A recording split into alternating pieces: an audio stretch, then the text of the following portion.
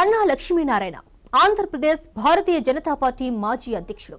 ఆ పదవిలో ఉన్నప్పుడు తన మార్కు రాజకీయాన్ని ప్రదర్శించారు. కానీ ఈయన చర్యలు ఊహాతీతంగా ఉండటంతో పదవి నుండి పక్కకు తప్పించారు.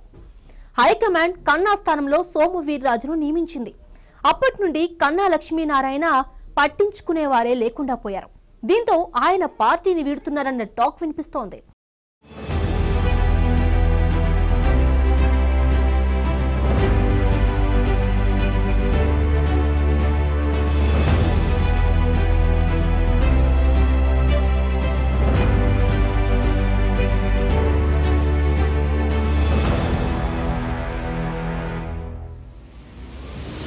సాధారణంగా రాజకీయాల్లో ఉన్న నాయకులు లక్ష్యంగా ప్రత్యర్థులు పావులు కదుపుతూ ఉంటారు. అయితే ఇది ఎంతవరకు అంటే సదరు నాయకులు పదవుల్లో ఉన్నంత వరకు మాత్రమే.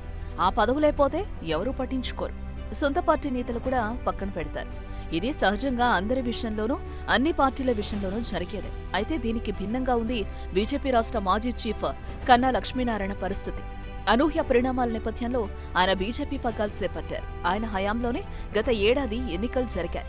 పుంజుకుంటుందని భావించిన పార్టీ చతికిల పడింది. ఇక రాజధాని విషయంలో ఆయన తీసుకున్న లైన్ కావచ్చు, లేదా కేంద్రానికి ఆయనపై టీడీపీతో కలిసిపోతున్నారు అనే ఫిర్యాదులు కావచ్చు. మొత్తానికి రాష్ట్ర బీజేపీ అధ్యక్ష పదవి నుంచి కన్నాను పక్కన పెట్టారు. ఇక కేంద్రంలో పదవులు ఇస్తారని అనుకున్నా రాలేదు. రాజ్యసభకు పంపుతారనే ప్రచారం జరిగినా అది ఒట్టిదేనని తేలిపోయింది. ఇలా కన్నా విషయంలో వ్యూహాత్మకంగా ఆయనను పక్కన పెట్టేశారు.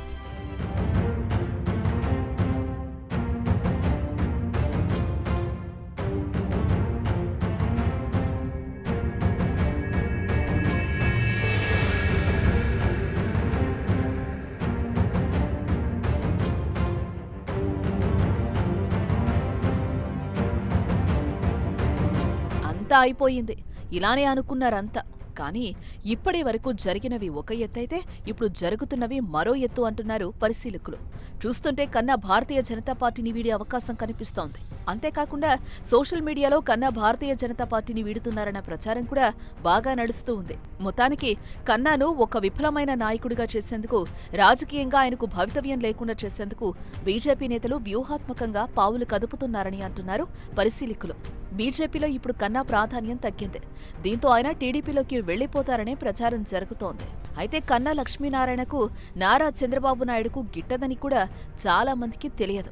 గతంలో చంద్రబాబుపై వ్యక్తిగత దూషణలు కూడా చేశారు. అయితే రాజకీయాల్లో శాశ్వత శత్రువులు, మిత్రులు ఉండరనే లాజిక్ ను చూపిస్తూ ఉన్నారు. గతంలో కన్నా వైసీపీలో చేరడానికి సిద్ధమయ్యున్న సమయంలో బీజేపీ అగ్రనేత అమిత్ షా ఫోన్ చేశారని ఆగిపోవడం అందరికీ తెలిసిన విషయమే. ఇప్పుడు కన్నా భారతీయ జనతా పార్టీలో ఉంటారా, లేక ఆ పార్టీని వీడుతారా అన్న డౌట్ ప్రతి